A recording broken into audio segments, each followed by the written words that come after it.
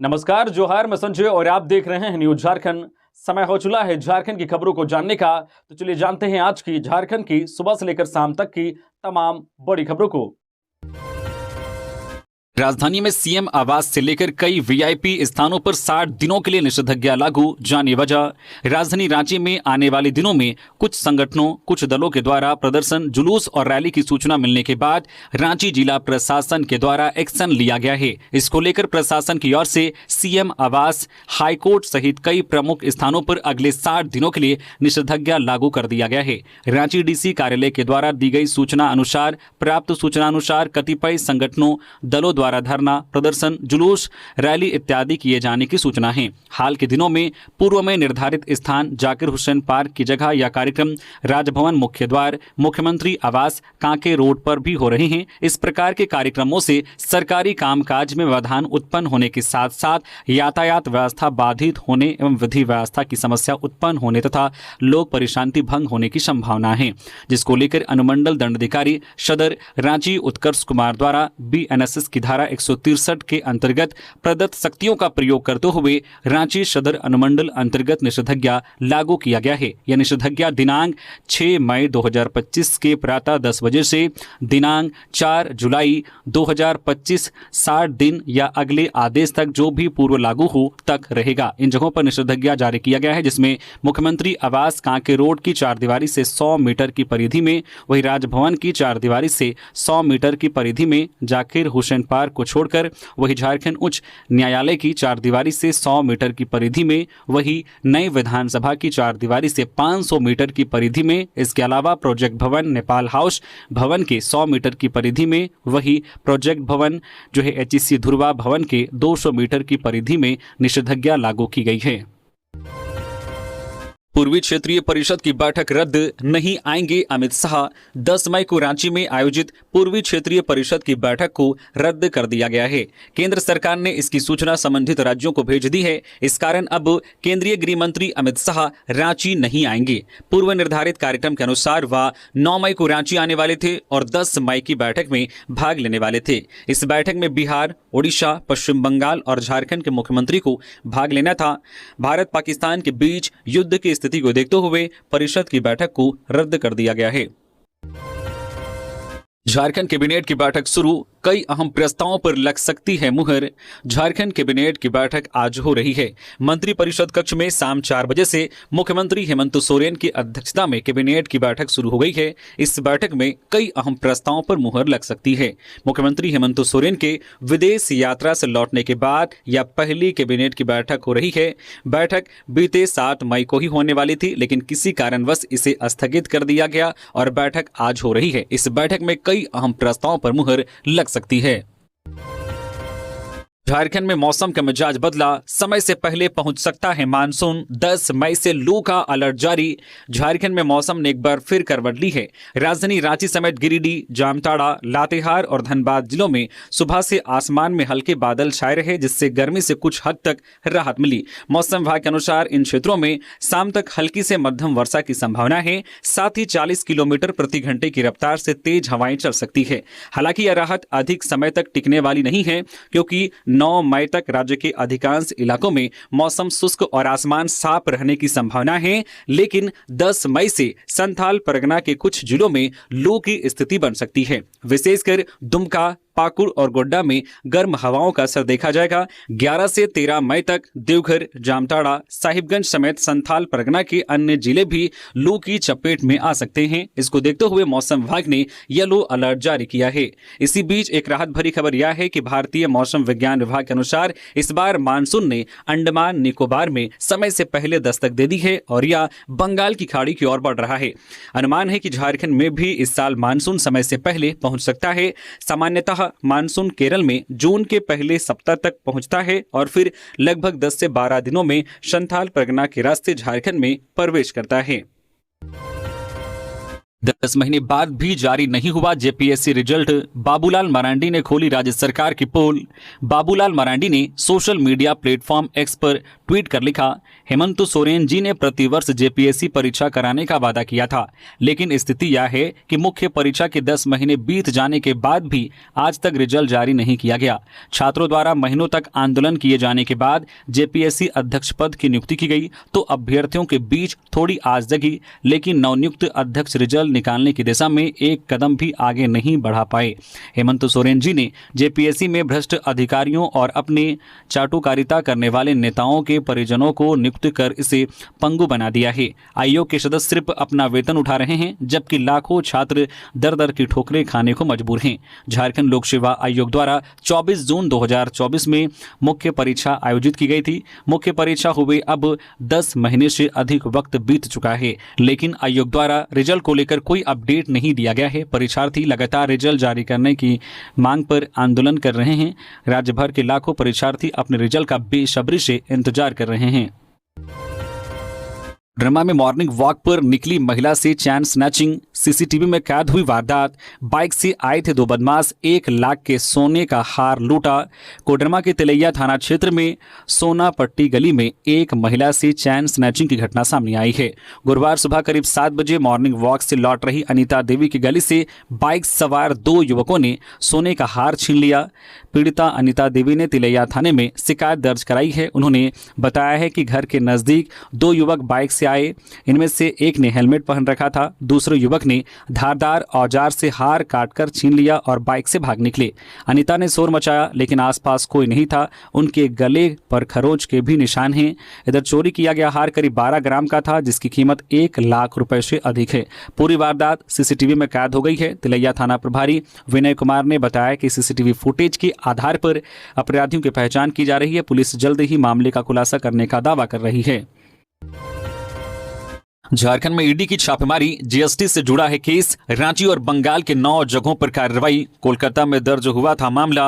झारखंड में प्रवर्तन निदेशालय की टीम ने एक बार फिर दबिश दी है। आज सुबह से ईडी की टीम रांची के कांके रोड, बोकारो के अलावा बंगाल के कुल 9 जगहों पर जांच कर रही है। राजधानी रांची के ईशान अपार्टमेंट के दूसरे तल्ले में टीम 2 गाड़ियों में पहुंची। यहां रहने वाले विवेक नरसरिया नाम के व्यक्ति के यहां टीम जांच कर रही है। बताया जा रहा है कि विवेक कई तरह के व्यवसाय से जुड़े हुए हैं। जीएसटी घोटाले से जुड़े जिस मामले को लेकर ईडी जांच कर रही है, उसका ईसीआर कोलकाता में दर्ज कराया गया था। जानकारी के अनुसार सुबह से चल रही जांच में करोड़ों रुपए के फर्जी दस्तावेज बरामद हुए हैं। इस जीएसटी घोटाले में शिव कुमार दिवरा, सुमित गुप्ता और अमित गुप्ता प्रमुख आरोपी हैं। इन तीनों पर 14,325 करोड़ रुपए के फर्जी जीएसटी बिल बनाकर करीब 800 करोड़ रुपए की टैक्स चोरी का आरोप है।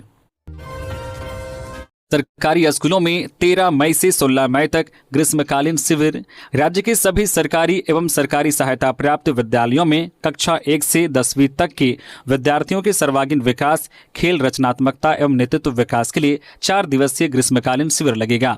झारखंड शिक्षा परियोजना परिषद के राज्य परियोजना निदेशक शशि रंजन ने राज्य के सभी जिला शिक्षा पदाधिकारी एवं जिला शिक्षा अधीक्षक को निर्देश जारी किया है। उन्होंने कहा है कि ग्रीष्मकालीन शिविर का आयोजन 13 मई से 16 मई तक विद्यालय स्तर पर होगा। इसका उद्देश्य विद्यार्थियों में शारीरिक साक्षरता, शारीरिक क्षमता तथा उसका संतुलन और नियंत्रण विकसित करना है। टीम वर्क, समस्या समाधान के साथ ही साथ बच्चों द्वारा खुद के बनाए गए जो पासपोर्ट, खेल सामग्री और जो कलात्मक अभिव्यक्तियों से उनके आत्मविश्वास को निखारना है। परियोजना निदेशक ने खेल संबंधित फोटोग्राफ प्रतिवेदन भी उपलब्ध कराने का निर्देश दिया है। SNMMCH की बाउंड्री वॉल निर्माण पर बवाल। धनबाद में कोचाकुल्ली के ग्रामीणों ने किया विरोध, पुलिस से हुई नोकझोंक। Nirmal Mahato memorial medical college and hospital SNMMCH की सुरक्षा व्यवस्था के लिए किए जा रहे बाउंड्री वॉल का गुरुवार को कोचाकुल्ली के ग्रामीणों ने जमकर विरोध किया। खूब हंगामा भी हुआ। इस बीच मौजूद पुलिसकर्मियों के साथ ग्रामीणों की नोकझोंक भी हुई। बात धक्का मुक्की तक जा पहुंची। सूचना पाकर ADM पीयूष सिन्हा और DSP विधि व्यवस्था नौशाद आलम स्थिति को नियंत्रित करने करने पहुंचे। ग्रामीणों ने बताया कि कोचाकुल्ली के ग्रामीणों की जमीन पर SNMMCH बना है और विस्थापितों को जमीन के बदले ना तो मुआवजा मिला और ना नौकरी। आज जब ग्रामीण दुकान चलाकर अपनी जीविका चला रहे हैं तो ऐसे में SNMMCH की सुरक्षा का हवाला देकर बाउंड्री कर रास्ते को बंद कर दिया जा रहा है। डीएसपी विधि व्यवस्था नौशाद आलम ने बताया है कि SNMMCH की सुरक्षा के दृष्टिकोण से बाउंड्री वॉल की जा रही है, जिसके बाद आने जाने के लिए एक गेट रहेगा। ग्रामीणों को यही समझाने का प्रयास किया जा रहा है कि उनके आने जाने के लिए रास्ता भी दिया जा रहा है।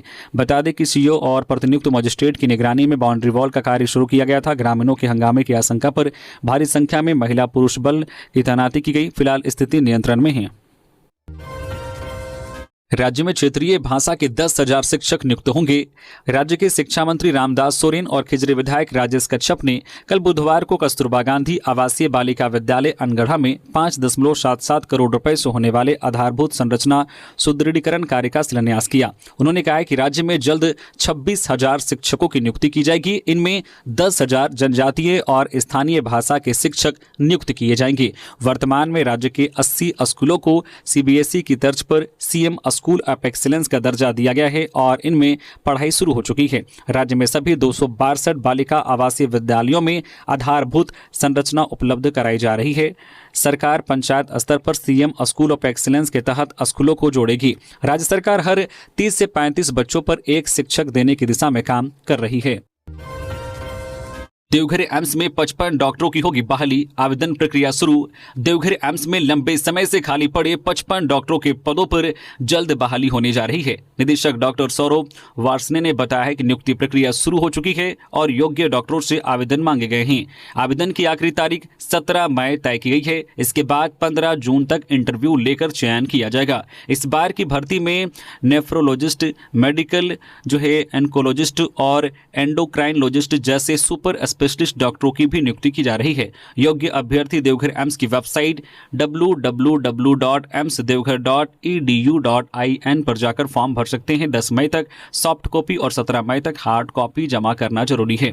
31 मई के बाद अभ्यर्थियों को इंटरव्यू के लिए बुलाया जाएगा, जिसकी सूचना ईमेल के माध्यम से दी जाएगी। विभाग द्वारा अभी आवेदनों की जांच स्क्रूटनी की जा रही है। डायरेक्टर ने यह भी बताया है कि देवघर एम्स में मेडिकल सेवाएं लगातार बढ़ रही है। हाल ही में न्यूरो सर्जरी OPD की शुरुआत हुई है और जल्द ही न्यूरो सर्जरी की सुविधा भी शुरू हो जाएगी।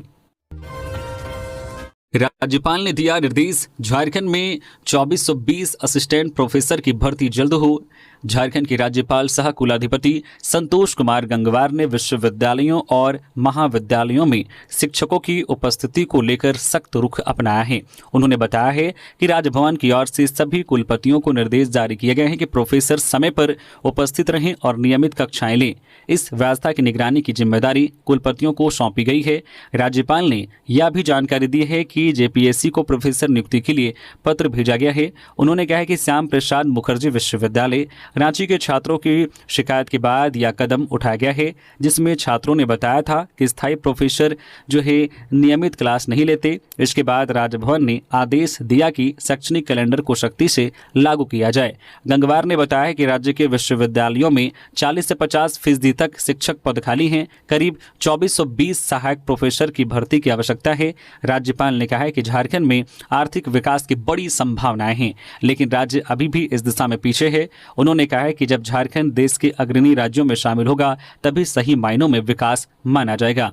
उन्होंने देवघर के बाबाधाम को काशी विश्वनाथ की तर्ज पर विकसित करने की बात कही और राज्य के पर्यटन स्थलों पर सुविधाएं बढ़ाने की जरूरत पर जोर दिया।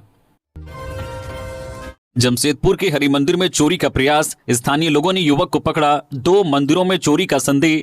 जमशेदपुर के कदमा थाना क्षेत्र के रामनगर रोड नंबर 7 स्थित हरि मंदिर में एक चोरी का प्रयास पकड़ा गया। स्थानीय लोगों ने मंदिर में संदिग्ध गतिविधियां देखने के बाद एक युवक को रंगे हाथों पकड़ लिया। आरोपी की पहचान विवेक बिरवा के रूप में हुई है। वह कदमा रामनगर रोड नंबर 7 का रहने वाला है। स्थानीय लोगों ने पहले उसकी पिटाई की और फिर पुलिस को सूचना दी।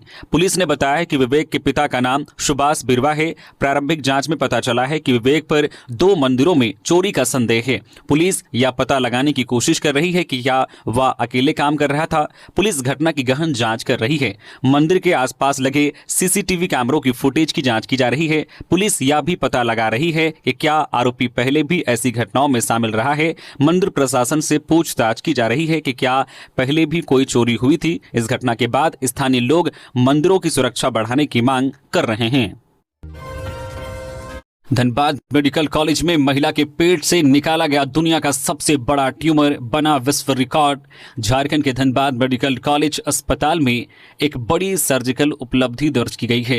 कैंसर सर्जन डॉक्टर अली जाद अनवर ने एक महिला के पेट से 7.5 किलोग्राम का स्प्लीन ट्यूमर निकालकर दुनिया का सबसे बड़ा महिला स्प्लीन ट्यूमर हटाने का दावा किया है। यह सर्जरी सोमवार को मेडिकल कॉलेज में की गई। डॉक्टर अनवर के अनुसार यह सर्जरी न केवल वजन के लिहाज से सबसे बड़ी है, बल्कि शरीर के वजन और ट्यूमर के वजन के अनुपात में भी विश्व रिकॉर्ड है। अब तक महिला में निकाला गया सबसे बड़ा स्प्लीन ट्यूमर 2.5 किलो का था। यह नया ट्यूमर 7.5 किलो का है। मरीज के शरीर के वजन का 17.5% सिर्फ स्प्लीन था, जो अब तक के रिकॉर्ड 12% से कहीं अधिक है। इस अद्भुत सफलता को देखते हुए डॉक्टर अनवर ने Guinness book of world records और लिम्का बुक ऑफ रिकॉर्ड्स में दर्ज कराने के लिए आवेदन भेजा है। बता दें कि धनबाद की 50 वर्षीय महिला पेट में सूजन, कमजोरी और खून की कमी की शिकायत के साथ ओपीडी में आई थी। जांच में पता चला कि पेट में स्प्लीन ट्यूमर है। Doctor D K. गिंदोरिया और डॉक्टर सुनील कुमार की सहमति के बाद सर्जरी का निर्णय लिया गया। डॉक्टर अनवर ने doctor Amit Minz, doctor Aftab Ahmad, doctor Piyush Singer और डॉक्टर नेगी दीक्षा की टीम के साथ मिलकर सफल सर्जरी की। डॉक्टरों के मुताबिक महिला की हालत अब स्थिर और बेहतर है। जेपीएससी मुख्य परीक्षा के 10 माह बाद भी रिजल्ट नहीं, 342 पदों पर होनी है नियुक्ति। झारखंड लोक सेवा आयोग जेपीएससी की ओर से 11वीं से 13वीं राज्य सिविल सेवा की मुख्य परीक्षा के 10 माह बाद भी रिजल्ट घोषित नहीं किया गया है। इससे इस परीक्षा में शामिल अभ्यर्थियों में नाराजगी और आक्रोश है। बुधवार को मुख्य परीक्षा में शामिल अभ्यर्थियों ने रिजल्ट जारी करने को लेकर आयोग कार्यालय के समक्ष धरना प्रदर्शन भी किया। आयोग अध्यक्ष एल खियांगते से धरना प्रदर्शन के नेतृत्व कर रहे अभ्यर्थियों से बातचीत हुई। आयोग अध्यक्ष ने कहा है कि मुख्य परीक्षा का परिणाम शीघ्र जारी कर दिया जाएगा। वही अभ्यर्थी रिजल्ट का डेट बताने को लेकर अड़े थे। इस बार आश्वासन लेकर नहीं जाएंगे। देर शाम तक अभ्यर्थी आयोग कार्यालय के समक्ष जमे रहे। अभ्यर्थियों ने कहा कि रात में भी आयोग कार्यालय के समक्ष धरना देने का निर्णय लिया गया है। फर्स्ट और सेकेंड जेपीएससी समेत अन्य परीक्षाओं में गड़बड़ी सामने आ चुकी है, इसलिए विलंब होने के कारण गड़बड़ी को लेकर संशय बढ़ता जा रहा है। बताते चले कि इससे पहले भी रिजल्ट जारी करने को लेकर अभ्यर्थियों द्वारा धरना प्रदर्शन, पुतला दहन समेत अन्य कार्यक्रम आयोजित किए जा चुके हैं। अभ्यर्थियों ने बताया है कि आयोग को नए अध्यक्ष मिल जाने के बाद भी मुख्य परीक्षा के नतीजे घोषित नहीं किए जा रहे हैं। 11वीं से 13वीं राज्य सिविल सेवा के तहत 342 पदों पर नियुक्ति की जानी है। कोडरमा में संदिग्ध परिस्थिति में विवाहिता की मिली लाश, मां ने ससुराल वालों पर लगाए आरोप। कहा ससुराल वाले कहते थे घर के काम नहीं करती, फिर मार डाला। कोडरमा जिले के डोमचांच थाना क्षेत्र के बगरीडी में एक विवाहिता की संदिग्ध परिस्थितियों में मौत हो गई। मृतका की पहचान सिमरन परवीन 20 वर्षीय के रूप में हुई है। मृतका की मां अफसाना खातून ने बताया है कि उसके दामाद का नाम शफीउल्लाह है। वह शादी के बाद से ही बेटी को प्रताड़ित करता था। 2 दिन पहले शफीउल्लाह सिमरन को उसके मायके जयनगर थाना क्षेत्र के रघुनियाडी से ससुराल ले गया था। इसके बाद घर चला आया था। अगले दिन सफीउल्लाह ने फोन कर सिमरन की शिकायतों के बारे में बात की और परिवार को बगरीडी बुलाया। मां अपने रिश्तेदारों के साथ वहां पहुंची। सिमरन की सास रेबुना खातून ने कहा सिमरन घर का काम नहीं करती। परिवार ने दोनों को समझाया और वापस लौट गए। बीते बुधवार की सुबह 8 बजे सिमरन ने अपनी मां से वीडियो कॉल पर बात की। उसने अपने पति और बच्ची से भी बात कराई। इसके बाद फिर करीब 10 बजे शफीउल्लाह और रेबुना का फोन आया। उन्होंने फिर शिकायत की। कहा कि सिमरन काम नहीं करती और उसे जान से मारने की धमकी दी। मां ने बेटी से बात कराने की गुहार लगाई, लेकिन उन्होंने मना कर दिया। इसी दिन शाम को सिमरन का शव मिला। रिपोर्ट में खुलासा, 14 माह में झारखंड में लंबित कांडों में 13 गुना वृद्धि। झारखंड में बीते 14 महीनों में लंबित आपराधिक मामलों की संख्या में 13 गुना बढ़ोतरी हुई है। इस बात का खुलासा झारखंड पुलिस मुख्यालय की रिपोर्ट में हुआ है। रिपोर्ट के अनुसार 14 महीने पहले राज्य के विभिन्न जिलों में 4 साल से ज्यादा पुराने मामलों की संख्या केवल 352 थी, जो अब बढ़कर 4588 हो गई है। पुलिस मुख्यालय ने इस स्थिति पर गंभीर चिंता व्यक्त की है। मुख्यालय का कहना है कि 14 माह की समीक्षा अवधि के बाद भी 4 साल से पुराने मामलों की संख्या में इतनी बड़ी वृद्धि इस बात को दर्शाती है कि जोन और रेंज स्तर पर इन मामलों की नियमित समीक्षा नहीं की जा रही है। अगर इन मामलों की समय पर समीक्षा और निपटारा नहीं किया गया तो लंबित मामलों की संख्या और भी बढ़ सकती है। 66 गाड़ियां बिना परमिट सड़कों पर, विभाग ने 7 दिन का दिया समय। 66 गाड़ियां बिना परमिट सड़कों पर दौड़ रही है। इसका खुलासा दक्षिणी छोटानागपुर क्षेत्रीय परिवहन विभाग ने किया है। विभाग ने 66 गाड़ियों की लिस्ट जारी की है जिनका परमिट खत्म हो चुका है, लेकिन ये वाहन बिना वैध परमिट के सड़कों पर दौड़ रहे हैं, जो साफ तौर पर कानून का उल्लंघन है। 66 गाड़ियों में पब्लिक ट्रांसपोर्ट और स्कूल बसें भी शामिल हैं। विभाग ने गाड़ी मालिकों को परमिट रिन्यू कराने के लिए 7 दिन का समय दिया है। अगर 7 दिन बाद इन वाहन मालिकों पर जो है कड़ी कार्रवाई की जाएगी। बता दें कि इन गाड़ियों पर 12,06,900 का बकाया है, जिसमें लेट फीस भी शामिल है। रिम्स में महिला डॉक्टर के साथ छेड़खानी, जांच के लिए समिति का गठन। रांची के रिम्स में एक महिला जूनियर डॉक्टर के साथ छेड़खानी की घटना सामने आई है।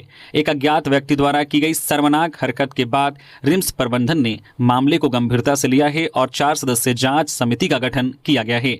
पीजी छात्राओं ने बताया कि जब वे अस्पताल की तीसरी मंजिल से हॉस्पिटल की ओर जा रही थी, तभी एक अजनबी व्यक्ति ने उनके साथ छेड़खानी की। उस वक्त कॉरिडोर में कोई सुरक्षा गार्ड मौजूद नहीं था, जिससे आरोपी को आसानी हुई। रिम्स के निदेशक डॉक्टर राजकुमार के निर्देश पर अपर चिकित्सा अधीक्षक ने इस पूरे मामले की जानकारी बरियातू थाना पुलिस को दी। इसके बाद पुलिस ने अज्ञात व्यक्ति के खिलाफ केस दर्ज कर लिया है। रिम्स प्रबंधन ने इस घटना के बाद अस्पताल परिसर की सुरक्षा पर खास ध्यान देने की बात कही है। जांच समिति उन इलाकों की पहचान करेगी जहां सुरक्षा कर्मियों की जरूरत है। घटना के समय ड्यूटी से गायब गार्डों पर कार्रवाई की जाएगी। रात में गैर जरूरी गेट बंद किए जाएंगे और एक ही प्रवेश निकासी द्वार को चिन्हित किया जाएगा। सीसीटीवी कैमरे लगाने और हॉस्टल क्षेत्र की सुरक्षा बढ़ाने की योजना भी बनाई जा रही है। साइबर अपराधियों का बढ़ा आतंक, 4 लोगों से की 6,65,000 की ठगी। राजधानी रांची से साइबर क्राइम का सनसनीखेज मामला सामने आया है। यहां अपराधियों ने 4 लोगों के साथ अलग अलग घटनाओं में करीब 6,65,000 रुपए की ठगी की है। जानकारी के अनुसार साइबर अपराधियों ने राजधानी के अलग अलग इलाकों में ठगी की घटना को अंजाम दिया। सभी मामलों की जानकारी साइबर थाना को दे दी गई है और प्राथमिकी दर्ज कराई गई है। इसमें पहला मामला सीमेंट कंपनी का डीलर बनाने के नाम पर 2.5 लाख रुपए की ठगी का है। सिकिदरी के सांडी के रहने वाले विनोद कुमार साहू से साइबर अपराधियों ने ब्रांडेड कंपनी की सीमेंट का डीलर बनाने का झांसा देकर 2.5 लाख रुपए की ठगी कर ली। पीड़ित की सिकिदरी में साहू इंटरप्राइजेस नाम की सीमेंट और छड़ की दुकान है। एक अन्य घटना में साइबर अपराधियों ने महिला का फोन हैक कर 60,000 रुपए ठग लिए। इस मामले में अपराधियों ने हटिया के बास्को नगर की रहने वाली रीता रोजारिया को अपना शिकार बनाया। तीसरी घटना बेड़ो की है, जहां साइबर ठगों ने बेड़ो के दिधिया निवासी प्रफुल्लिता शेख से 1,05,000 रुपए ठग लिए। साइबर अपराधियों ने पीड़ित के बैंक खाते से डिजिटल माध्यम से 1,05,000 रुपए निकाल लिए। चौथा मामला हिंद पीढ़ी का है। इस केस में अपराधियों ने हिंद पीढ़ी के जो फरहान आजाद के खाते से लोन दिलाने के नाम पर 2.5 लाख रुपए निकाल लिए। गिरिडीह रेलवे ओवरब्रिज के पास हादसा, बाइक सवार मरा। शादी से घर वापस लौटने के दौरान हादसा, अज्ञात वाहन ने मारा टक्कर। गिरिडीह जिले के जमुआ थाना क्षेत्र स्थित रेलवे ओवरब्रिज के समीप एक बाइक सवार को अज्ञात वाहन ने बुधवार की देर रात अपनी चपेट में ले लिया। इससे बाइक सवार गंभीर रूप से घायल हो गए। घटना की जानकारी मिलने के बाद मौके पर पहुंची जमुआ थाना की पुलिस ने घायल युवक को इलाज के लिए सामुदायिक स्वास्थ्य केंद्र जमुआ पहुंचाया, जहां चिकित्सकों ने उसे मृत घोषित कर दिया। जानकारी के अनुसार जमुआ थाना क्षेत्र के प्रतापपुर निवासी नकुल यादव का 32 वर्षीय बेटा अजीत कुमार यादव जमुआ चौक के समीप आयोजित एक विवाह कार्यक्रम में शामिल होकर रात लगभग 2 बजे अपने घर 2 पहिया वाहन से लौट रहे थे। जब वह जमुआ गिरिडीह मुख्य मार्ग स्थित रेलवे ओवरब्रिज के समीप पहुंचे तो उन्हें किसी अज्ञात वाहन ने अपनी चपेट में ले लिया, जिससे वह बुरी तरह घायल हो गए। सड़क पर घायल व्यक्ति को देखकर आने जाने वाले राहगीरों ने इसकी जानकारी जमुआ पुलिस को दी, जिसके बाद जमुआ थाना की पुलिस ने मौके पर पहुंचकर अजीत को इलाज के लिए अस्पताल भेजा। भिजवाया। घटना की जानकारी जमुआ पुलिस द्वारा परिजनों को दिए जाने के बाद परिजन भी अस्पताल पहुंचे, जहां अजीत का शव देखकर उनका रो रो कर बुरा हाल हो गया। 5 पुलिस पदाधिकारियों को किया गया इधर से उधर। रामगढ़ में 5 पुलिस पदाधिकारियों को पदस्थापित किया गया है। एसपी अजय कुमार ने इन 5 प्रभारियों का ट्रांसफर किया है। इसमें encounter specialist inspector Pramod Kumar Singh भी शामिल हैं। इन्हें रामगढ़ थाना प्रभारी बनाया गया है। बच्चे की मौत के बाद परिजनों का आक्रोश फूटा, अस्पताल में हंगामा, कर्मी घायल। गिरिडीह के गोवर्धन लाल नर्सिंग होम में बुधवार को उस समय तनावपूर्ण माहौल बन गया जब 11 माह के एक बच्चे की मौत के बाद परिजन आक्रोशित हो उठे। सिहोडी निवासी विकास वर्णवाल ने अपने बच्चे को गंभीर हालत में सुबह 10 बजे अस्पताल में भर्ती कराया था, जहां तुरंत इलाज शुरू किया गया। हालत गंभीर देखते हुए डॉक्टरों ने बच्चे को बेहतर इलाज के लिए जीटी बगड़िया हॉस्पिटल जो है बोडो रेफर कर दिया।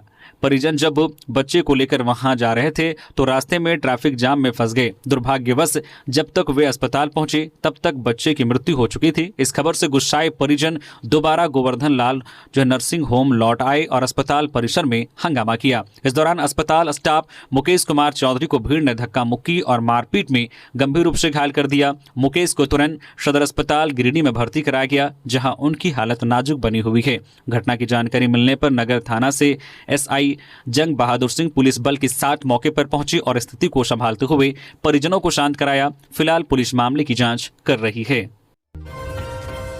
गुमला एसपी की व्यापारियों से अपील, लेवी की धमकी पर ना डरे, तुरंत दे पुलिस को सूचना।